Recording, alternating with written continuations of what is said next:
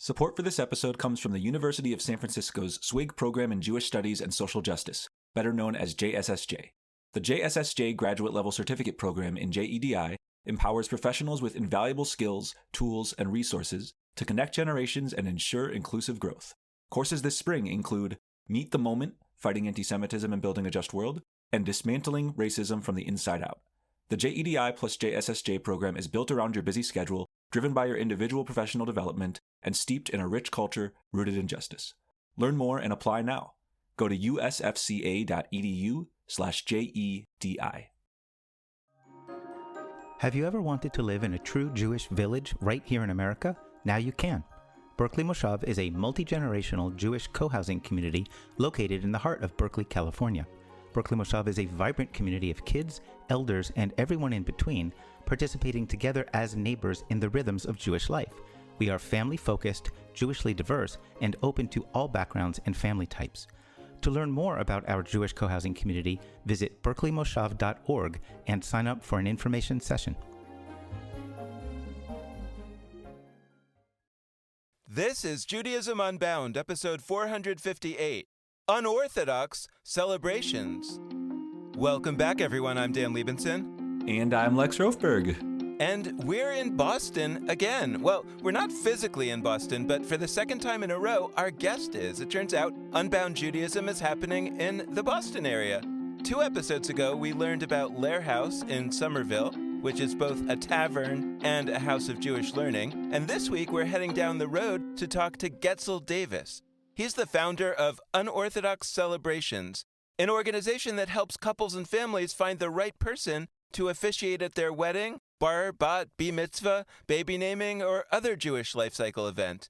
Unorthodox Celebrations helps people find an officiant who's excited to officiate the kind of ceremony that they want to have.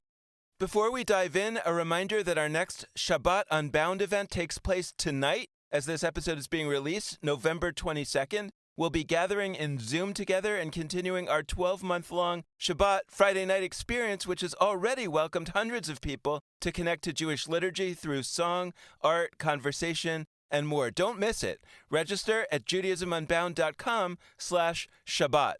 And now for today's conversation. Our guest today is Getzel Davis, the founder of Unorthodox Celebrations, which has built a network of rabbis and cantors who officiate Jewish, interfaith, unorthodox, queer, and non-traditional weddings and life cycle events. We'll talk to Getzel Davis about the current status and future vision of the organization because it's in a space of transition right now, but its aspiration has always been to help people create a Jewish wedding or occasion that feels just right for you by finding an officiant that fits who you are, whatever your vision, values, and needs.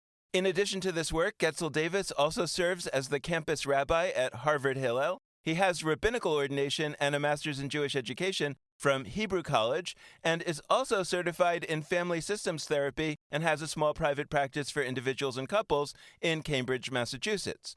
Our conversation today builds on our previous conversations from this summer and fall, which were about reimagining Jewish weddings from a variety of angles. So if you haven't listened to those and you enjoyed today's conversation, we encourage you to go back and listen to those episodes as well, which you can access via the show notes for this episode on our website, or just poke around the Find Any Episode page where you can find those episodes and lots more. In any event, consider this episode another episode in that series. So let's dive in. Getzel Davis, welcome to Judaism Unbound. It's so great to have you. It's great to be here. So could we start by getting a sense from you of what was the need, or what is the need, that led you to create Unorthodox Celebrations?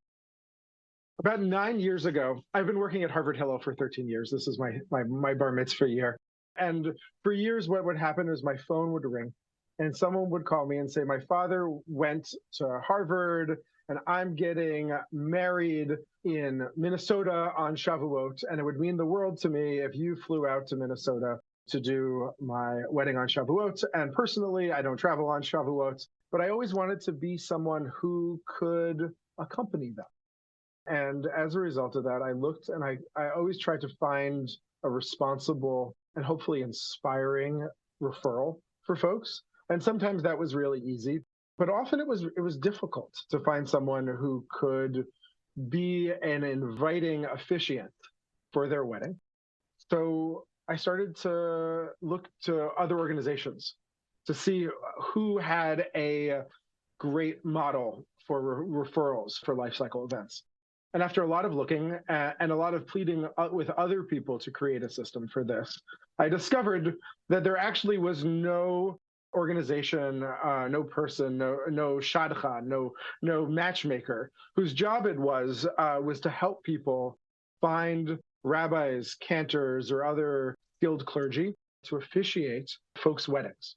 So I kind of begrudgingly, and also it was really fun with a group of friends, started Unorthodox celebrations. And what we basically decided we were going to do is create a very wide network of clergy, Reform, Conservative, Orthodox, Renewal, unaffiliated Reconstructionist, ultra-Orthodox sometimes, who are interested in doing weddings for folks who aren't inside their communities. And then we would be the friendly, outward-facing web presence and voice on the phone to meet with them, to listen to what they were looking for, and then to find them the right match who was available at their time in their place, who wanted to celebrate their kind of wedding. Because part of what we were noticing was that a lot of people who weren't sure if they were going to be welcomed by the Jewish community, who were getting married on Shabbat or on Shavuot, or were marrying someone because they were queer, or because it was an interfaith relationship. They were marrying someone who some rabbis were going to say no to. They were precarious. They were scared. They actually asked rabbis who they had relationships with, and then they were rejected, and it felt bad, and it felt like the Jewish community was rejecting them. It felt maybe God was rejecting them. It felt like their parents and heritage was rejecting them. We wanted to save people all of that trip, and we also wanted to help rabbis. So basically what we did was we created a matching service. People have joked it's like an Uber. But basically what we do is we do the groundwork of finding folks, vetted clergy, almost completely rabbis and cantors. We also we have some Kohenets who are available and interested in doing the kind of wedding that the person is looking to have celebrated. And as such, everyone's really excited about it, and no one has the awkwardness of saying, well, I don't actually travel on Shabbat, or I don't want to go to Minnesota, or I don't do that sort of interfaith celebration. And instead, we've been able to find couples really positive experiences entering into Jewish community with officiants who are really excited to celebrate with them.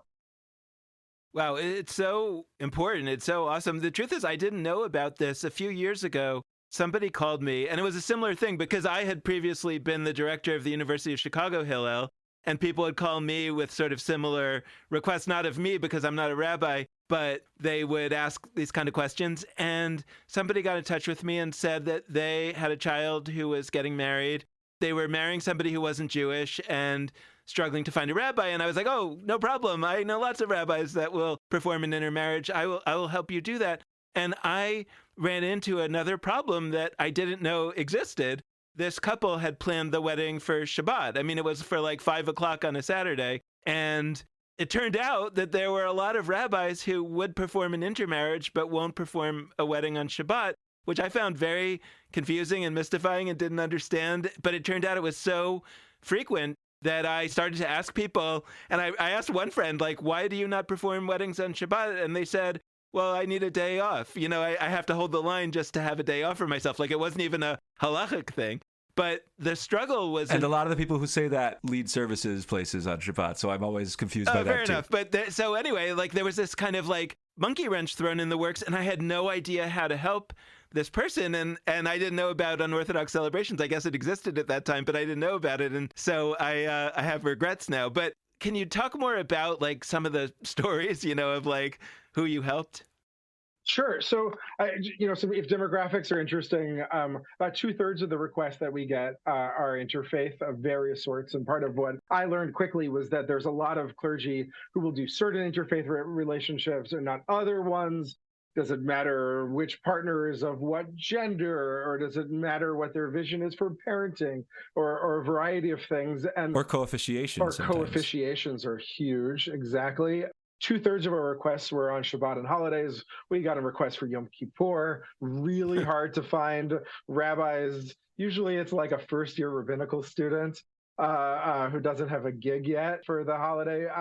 But for those things, Tisha B'Av is sometimes a hard day. The saddest day of the year is like sometimes even I mean, it is forbidden according to traditional Jewish law, but even folks who aren't bound by that feel sometimes like it's energetically out of sync. But the truth is, by the time people are usually reaching out to clergy they don't know for these celebrations, they've already booked their caterer. It's not like anyone is going to convince them not to do the marriage by telling them that it's a problematic date. So 2/3 were on Shabbat or holidays. About one in 9 of ours were queer weddings of various sorts. We actually had a very easy time.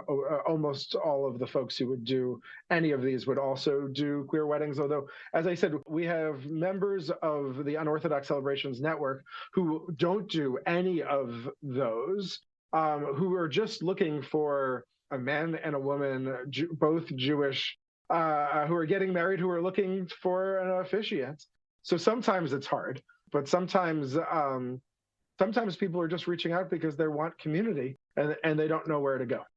We weren't sure we were going to focus on weddings, and the truth is we've worked with hundreds of folks around brisses and baby namings and bat mitzvahs. It's not really the focus of what we do. We found out that funerals, people need rabbis too quickly for funerals, and we've never been able to really help with that just because of the quick turnaround necessary in order to do a burial. But our first request, non-wedding request, was someone who was looking were two Christians who were looking to convert their non-born child to Judaism because they really thought it would be interesting or like messianically valuable to them to have a Jewish child. Oh man. Yeah, and at first we were like we don't have any boundaries. We're just gonna but quickly we found out that we don't have any clergy who want to do that. B, this was a particularly very complicated situation that no one wanted to touch. But we've gotten a lot of strange requests over the years, and I'm joking about it. But the truth is that each of them are people. Even to my ears that was a very unorthodox request. But we wanted to, even for people who we weren't going to end up matching with clergy either because we didn't have them, usually because we didn't have them, or because they kind of fell outside of the bounds of what we did. And we wanted to be a trusted resource to get on the phone with them and explain to them why this was too hard for us to fill. And in fact, like why they might want to raise a child to be a child to grow up to being an adult and then make a decision about what they wanted to do in terms of their religious journey, as opposed to trying to change the status of their unborn child. Yeah.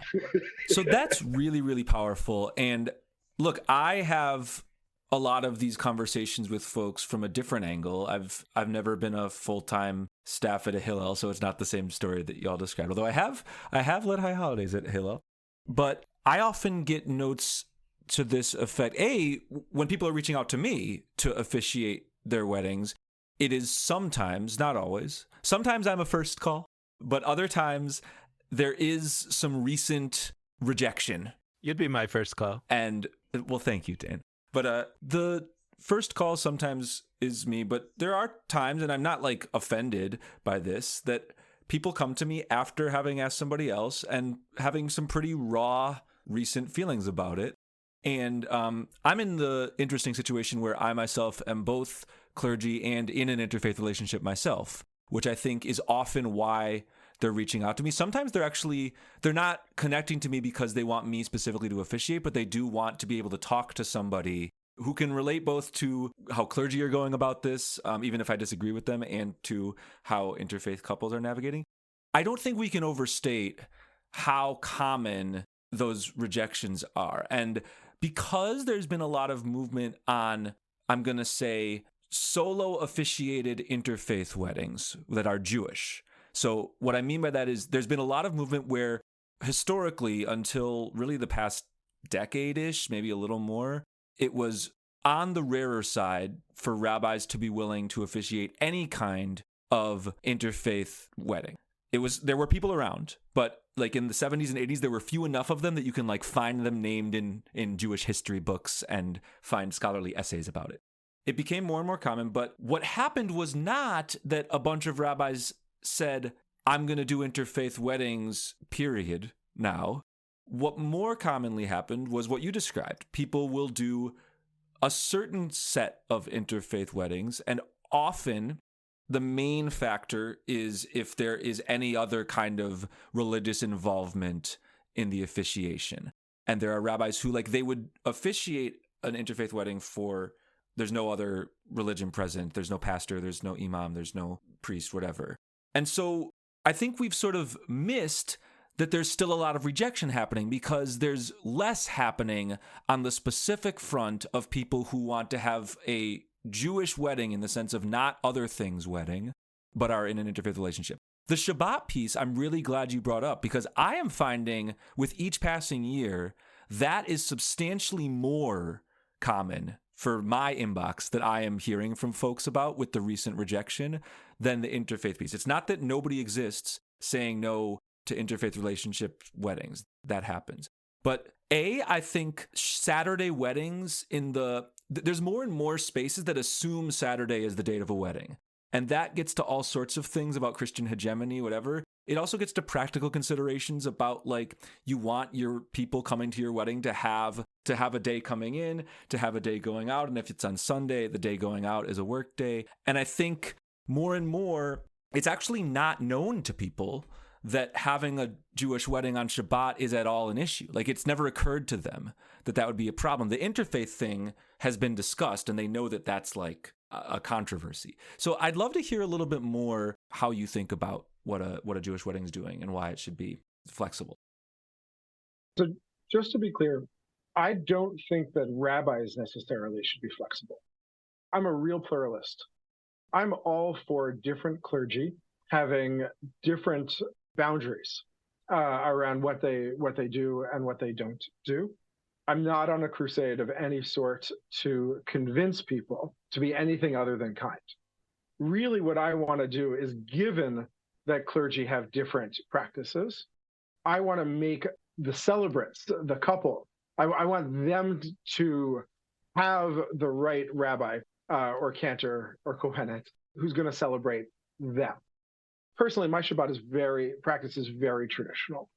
I don't drive, I don't write, I can't sign a ketubah, I wouldn't do a ring exchange or a ring giving ceremony. I don't think that falls in with my Shabbat practice, but I'm deeply passionate about couples who are getting married on Saturdays being able to do that in a Jewish context.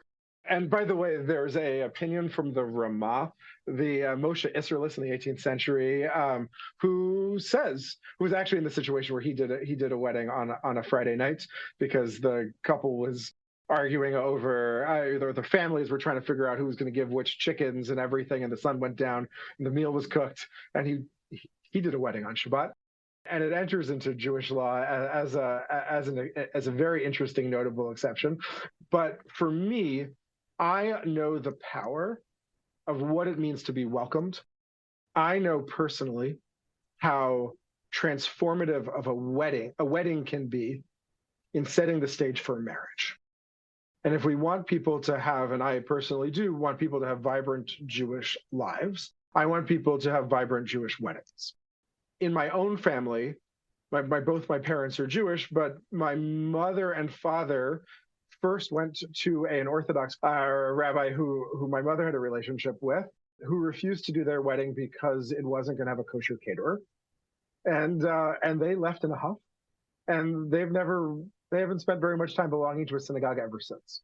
And for me, in my family story, I know that at least they think it had to do with that Orthodox rabbi who refused to see the sanctity of their marriage, two Jews, again, marrying each other on a Sunday because he didn't like their caterer. They felt that it was a rejection of their identity. And I don't want other folks to experience that, especially folks who have been hearing that their identity doesn't count for a variety of other reasons. I've been thinking a lot about what does this look like? I've been listening to clergy tell me the questions that we've asked that have offended them. We've had folks quit our network. We also have conservative rabbis who do interfaith weddings, even though it's against their movement's protocols. We get all of these things. So I'm so curious, like I'm wondering two things that I think are interrelated. Number one is, what is a wedding the way you see it?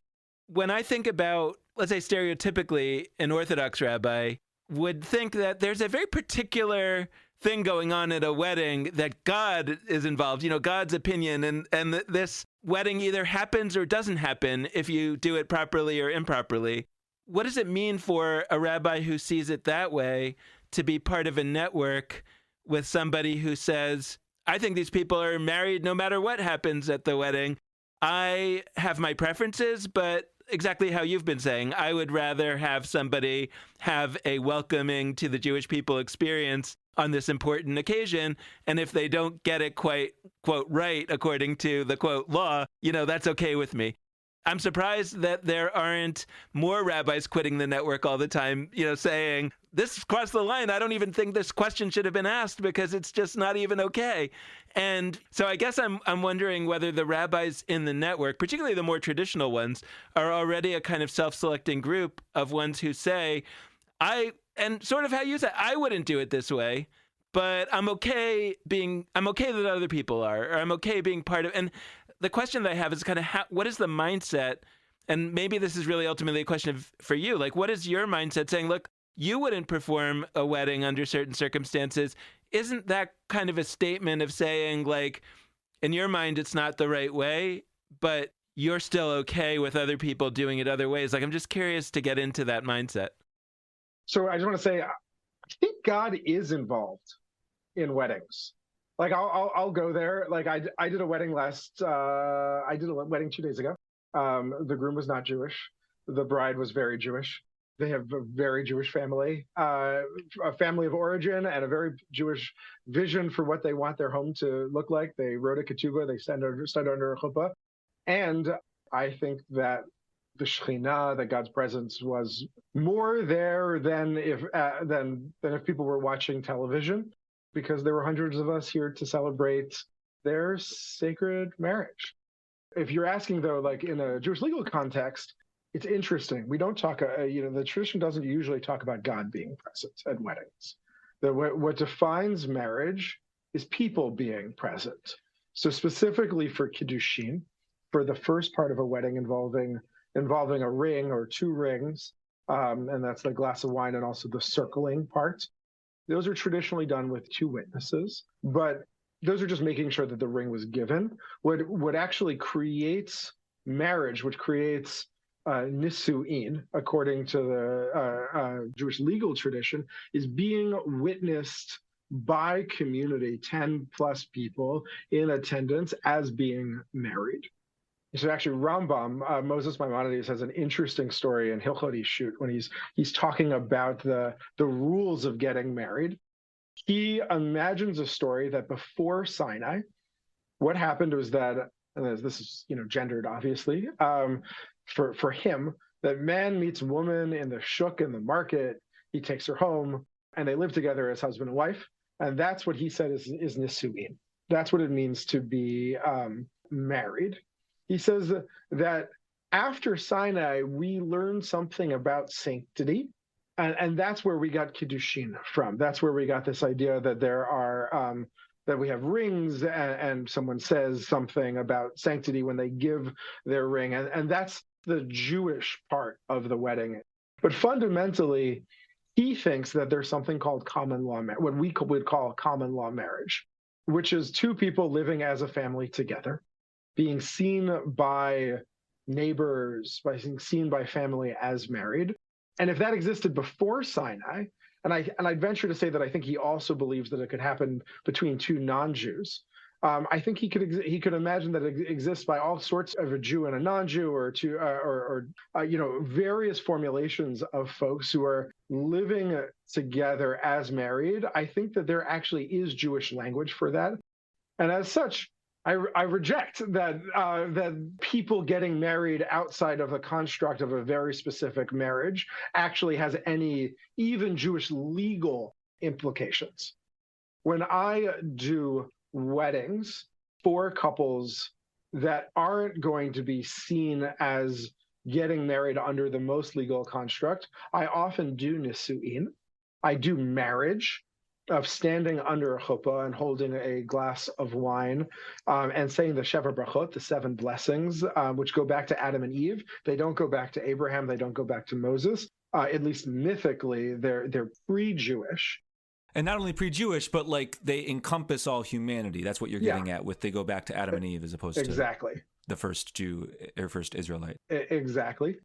But I don't say when people give each other rings, we usually do shutafut, which means a partnership ceremony in place of kiddushin, that engagement ring ceremony that two Jews would do under a legal construct for someone to give a ring and say, "Behold, you're married to me according to the laws of Moses and Israel." Because I don't think that that's what they're doing. I don't mean that like someone's wrong for doing that, but I don't think that that's what the laws of Moses and Israel say. Almost always people end up choosing the verse from Song of Songs, "I am my beloved is mine," which I think it really speaks to the beautiful, like, bi-directional nature of partnership. "I am my beloved and my beloved is mine" is a bi-directional vision, or maybe even "I am for my beloved and my beloved is for me" is a really powerful formulation. The other thing just to say is that in the Jewish mystical tradition, if you're going to go to the area of God and ask questions about souls, the Arizal, the 16th century mystic, is clear that at times it's possible for a Jew and a non-Jew to be beshert, to be predestined to be married. And you're getting at the Book of Numbers, right? You're getting at Zimri and Cosby are one of the classic examples. They're the ones that Pinchas, the zealous Israelite, actually kills, but one's an Israelite, one's non-Israelite, and they're seen as sort of beshert. They're one of them, but Rabbi Akiva marrying a Rufus Turnus's wife is also understood in that context. In some previous incarnations too, these star-crossed lovers are in his concept at least like predestined, even though the world doesn't know what to do with them. And I'll say that that's like a very humbling stance for me, is that I don't know who's supposed to be in a relationship with other people. I really try to take a curious view around that, also recognizing that I'm not necessarily going to be the person who's going to sanctify everyone's marriage. I think there's a lot of sanctity that's going on in many relationships. Now, I say like not every relationship, even between two Jews, always feels so sacred. I trained as a family systems therapist. I do a lot of visioning work with couples now in preparation of getting married. Relationships take work. One of the things I really want couples to be doing, and I run trainings for rabbis on in the past and do in my own practice, is really helping with the visioning process of actually what does it mean to get married. And as such, one of my favorite things to do with couples is we end up writing our own ketubas. So I have a lot of different models of other couples that have written things in the past that are ketuba, Jewish marriage document as a vision document for their marriage. That's awesome. Yeah.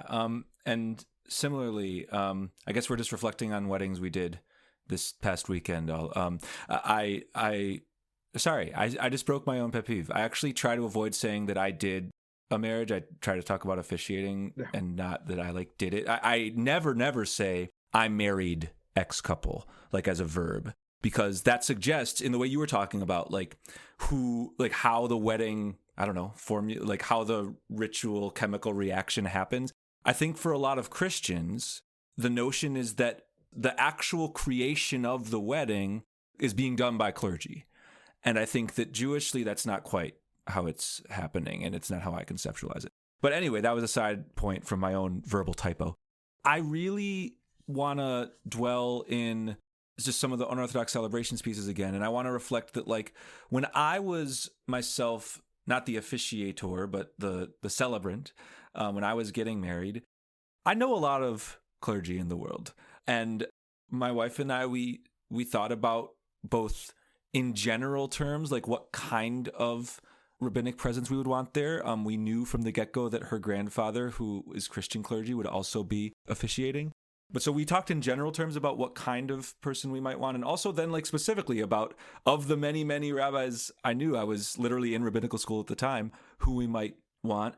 And the way I thought about it, I think, is actually subtly different from how many folks think interfaith couples think about this. Because there has been such a history of folks saying no to interfaith couples, the notion is interfaith couples want to find a rabbi who, like, quote unquote, is willing to officiate. I never at any point wanted to find a rabbi who met the threshold of is willing.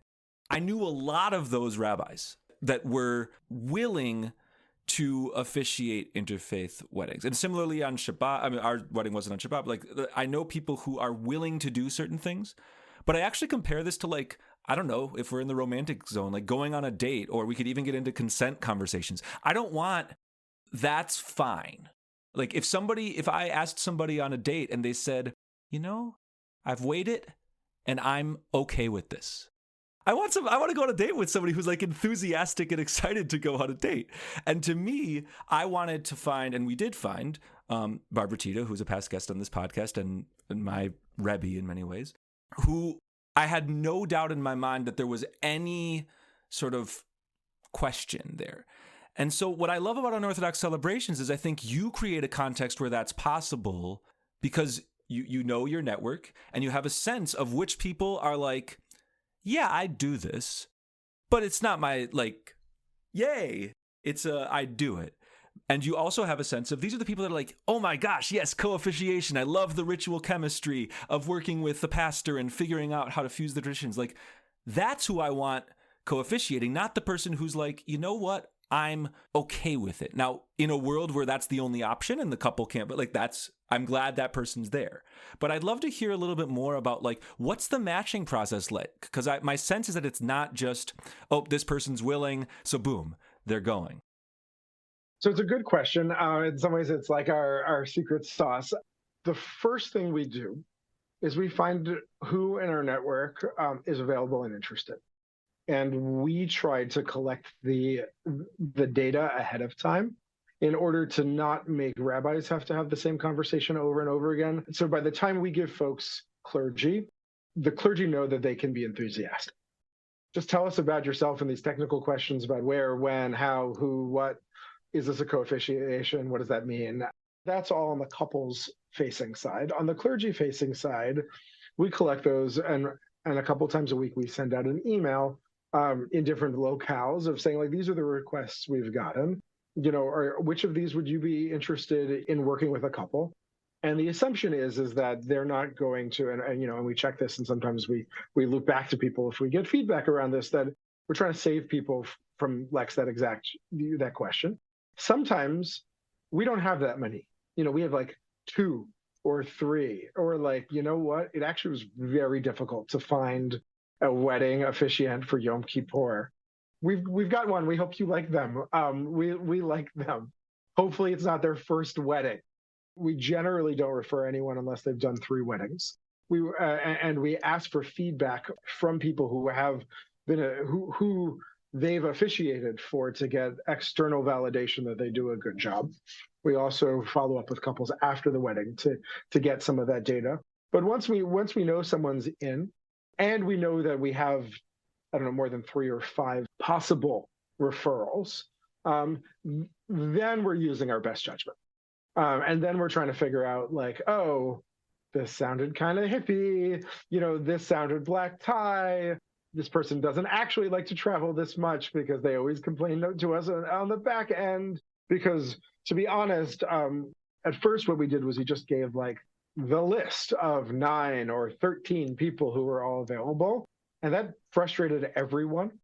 Because that was too many choices for any one person to actually have to make themselves. We're in some ways, not to say that we're the people who should choose, but we do actually know something about which of our clergy are the best referrals for different people. The other thing is that it really frustrated clergy because it meant, you know, when they were in New York City, it meant that very few couples ever called them back. So we needed to figure out with a way to hone this down.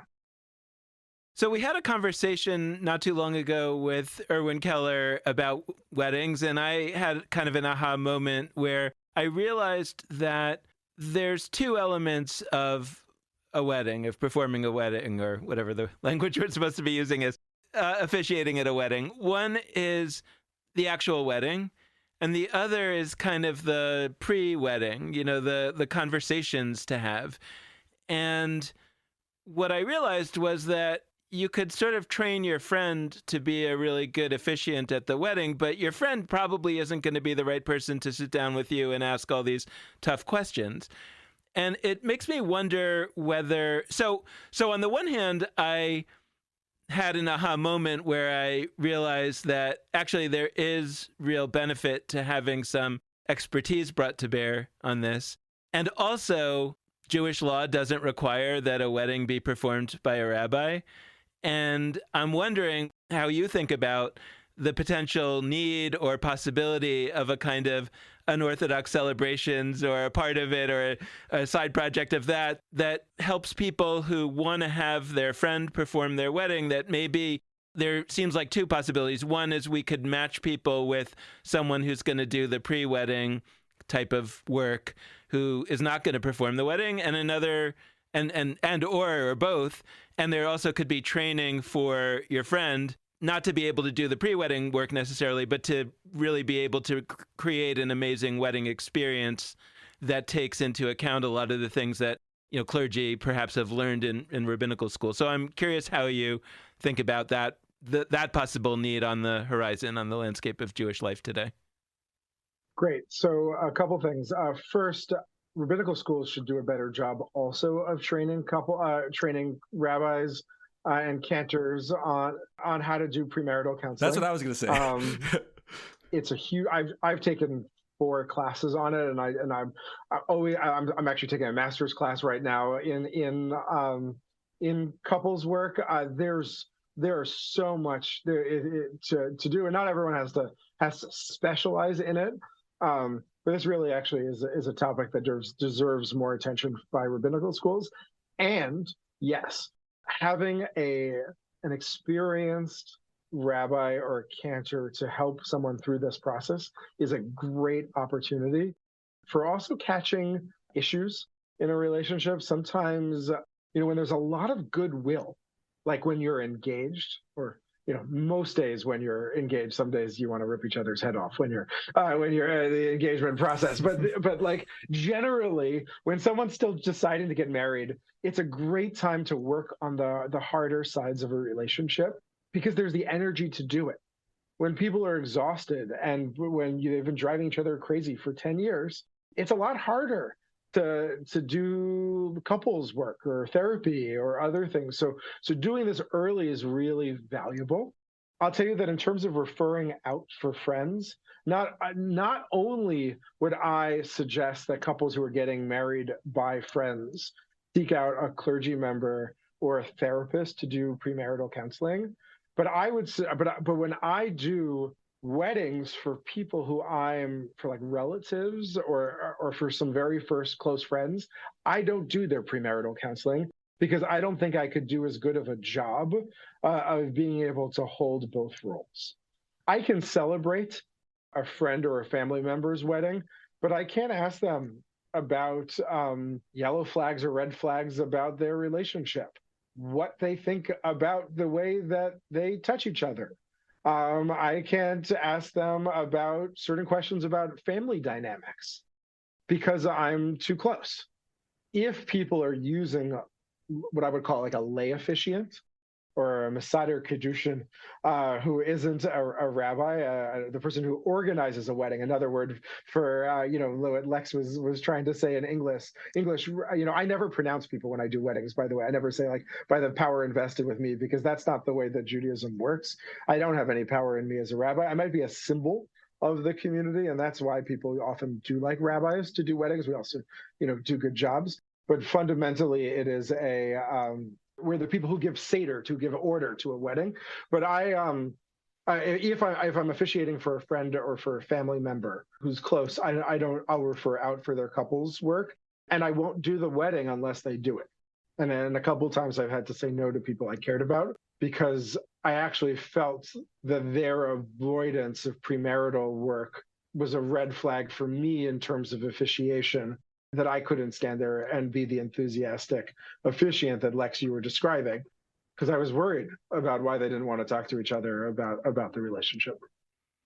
But by the way, for better or worse, my wedding was performed by a friend who was a rabbi. But I'm just curious, like, do you think that, like, what would you do if you were creating the unorthodox celebrations for that? Or would you say, I wouldn't because I think people should do it with a rabbi? Or would you say, like, no, there's a need for an organization that would do X, and is that X linking you to premarital counselors if you're having the wedding by a friend, and or training the friend to do a certain set of things that the friend might not know to do? I'll tell you that the same organization can't do both.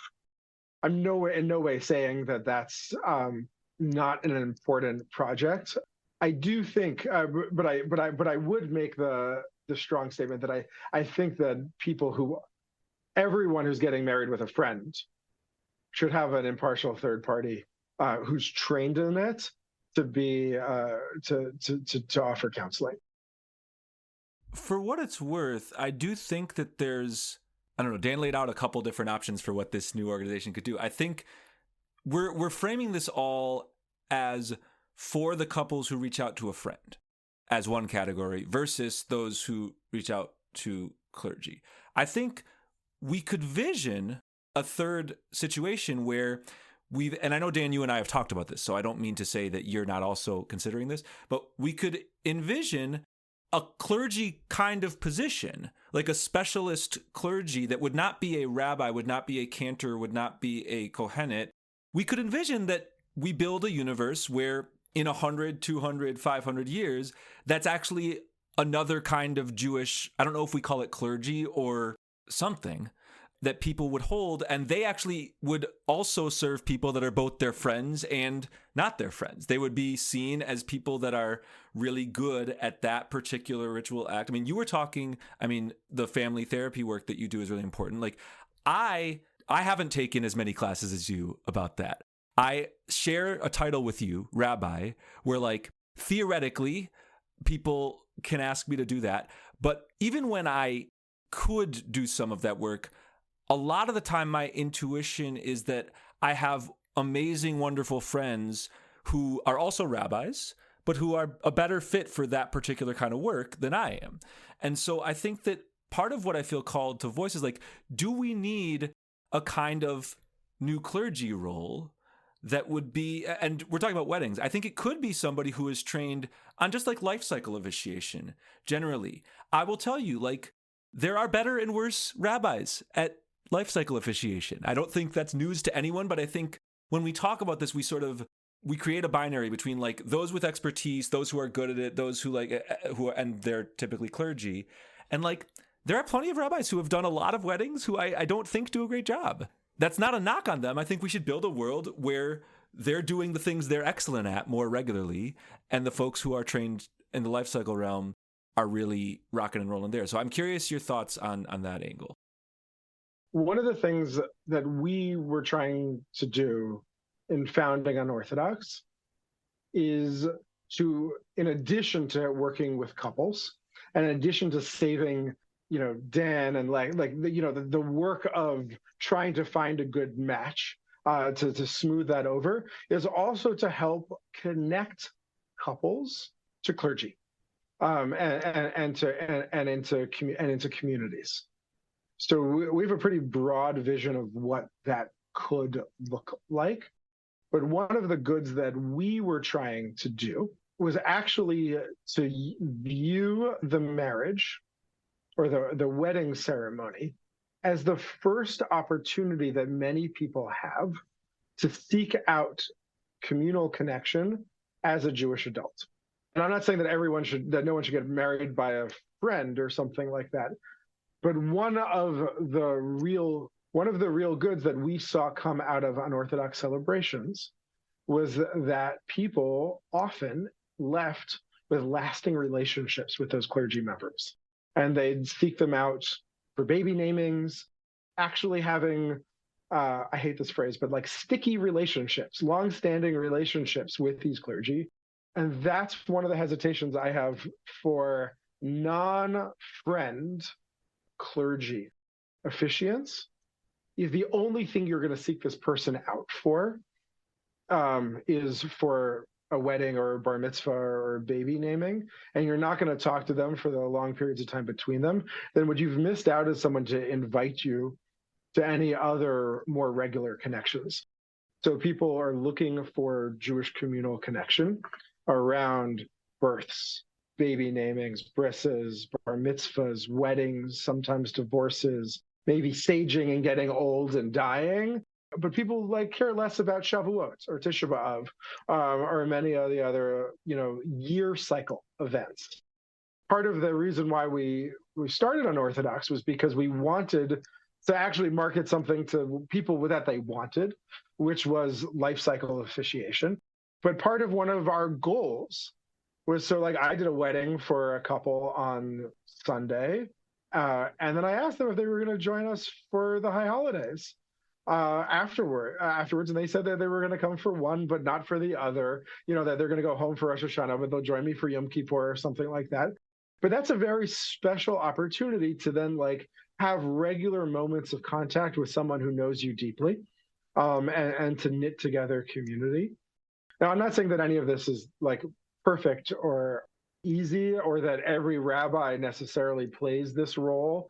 A lot of freelancing rabbis are not the best people to build ongoing relationships with, because that's not what they're looking for. And in some ways, strangely, synagogue rabbis, because their contracts only allow them to do weddings for members, end up being sabotaged in being able to meet new clergy, meet new couples, which is, by the way, a terrible design. But because of course these synagogues are bemoaning the fact that there's no young people, but then not allowing the rabbis or cantors to marry people who aren't yet members. It's bizarre. But my goal is for people to be intertwined with Jewish communities of wide variety, not just around life cycles, but actually into the rest of their lives. So I think that they're intertwined questions, but one is kind of what does it take to be able to do this? What is the staff of Unorthodox? How does it work? How do you manage all this? You have a full-time job, more than full-time, at Harvard Hillel, one can imagine, over the last year. So what does it take to do this? And then related, you're going to be sunsetting Unorthodox celebrations. And it's so clear, I think it should be so clear to our listeners from this hour that this is needed. This is really needed. So I'm curious why you're sunsetting it, and what do you imagine folks who need the service that Unorthodox Celebrations has been providing, what are they going to do now? Thanks, Dan, for the question. Honestly, it's interesting, it's exciting, and it's sad for me. One of the folks who worked with me, Rabbi Jackson Mercer, said, sunsets are beautiful too. And that's something that I've been thinking about. We're not closing. What we're doing right now is that we're going to spend the next year doing some visioning. I'm calling it a sabbatical, and it's going to be actually our 10th year. And we're going to step back, and what I'm going to do is a series of meetings with folks. This is one of them, actually, of trying to figure out how the system has changed over the past decade. What's necessary now, and what should come next. When I started Unorthodox, we never incorporated as a nonprofit.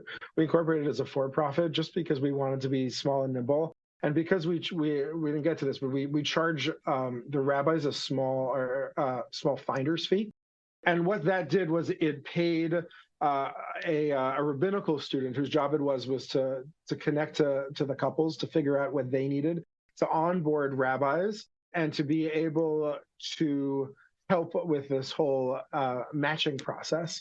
It also paid for a lot of Google advertising in order for people to find our site, because not everyone knew we existed. So Lex would send us people, but Dan, you didn't know we were there. So we needed other, word of mouth. What was never enough.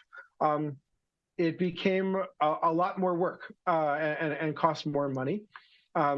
It's interesting. Sometimes I reflect on what it would mean if we had incorporated it as a nonprofit.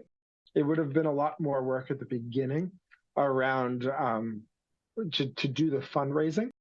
I don't know if I could have ever done it as a full, I love my work at Harvard Hillel. And the way that I was able to run this over the past years was very much as like a pro bono side gig where, sometimes it was in the black, often it was in the red, but it was just something that it was a gift, to be honest, to the Jewish community. Past year at Harvard Hillel has been really hard. And to be honest, I have less time to oversee it.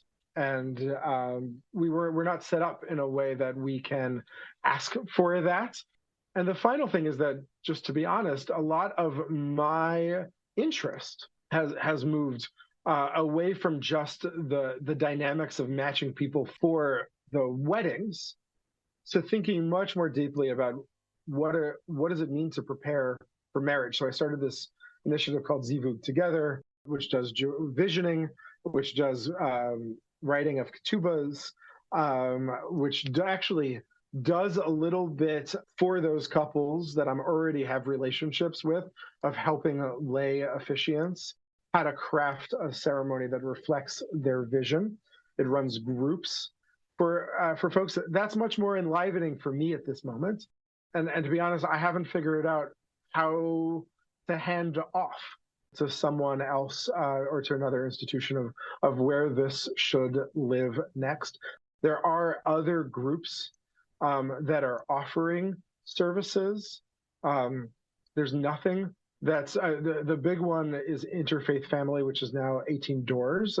But most of what they do is for interfaith families, and again, that's only 2/3 of who was coming through our of the requests that we got. I'm actually very excited to see what sprouts next. I'm a big believer in compost, and to see what happens when we let things lie fallow. There's now other organizations too that really will take time and meet with couples, and instead of just giving them a list, and maybe even like a secret list, or I once found a list you had to pay money for all of the rabbis who do weddings. We wanted to do something, like there's now the ecosystem has changed. But maybe one of you listeners want to give me a call and pitch me an idea, or maybe someone wants to start something up themselves. We're very much open to a wide variety of things that will come next. But to be honest, I need a breather, and I also believe in the power of stopping and seeing what happens. We have in the past spurred the creation of a few organizations. So if you've got an idea sitting there, you might be the next one. So be in touch with us. But thank you so much, Getzel Davis, for joining us. This has been a fantastic conversation. Thank you so much for your time. And thanks so much to all of you out there for listening. We hope you've enjoyed this conversation, and we hope that you'll tune in again in the future. A reminder, we've got Shabbat Unbound tonight. If you're listening to this episode on the day of its release, November 22nd, that's a Friday, we are having our 4th Shabbat Unbound gathering. We're diving into the prayer L'cha Dodi. This is our 12-month-long Shabbat service. Yes, you heard that right. It is a single Shabbat service that is lasting 12 months because we deserve to really dwell in the magic that is Shabbat. And so we're diving deep into one prayer, precisely one prayer each time, sharing some conversation about it, diving deep into its meaning, learning about its history, all sorts of good stuff. And we hope that you'll join us. So head to judaismunbound.com/Shabbat, SHABBAT, to sign up.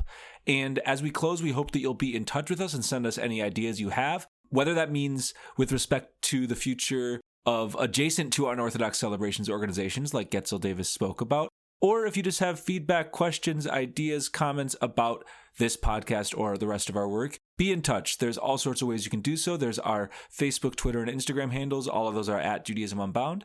There's our website, judaismunbound.com. And there's our email addresses, dan@judaismunbound.com or lex@judaismunbound.com. The last request we like to make is that we're deeply appreciative of any amount of financial donation that you're able to allocate and send our way, which you can do on a monthly recurring basis or just via a one-time gift at judaismunbound.com/donate. So thanks y'all so much for listening. And with that, this has been Judaism Unbound.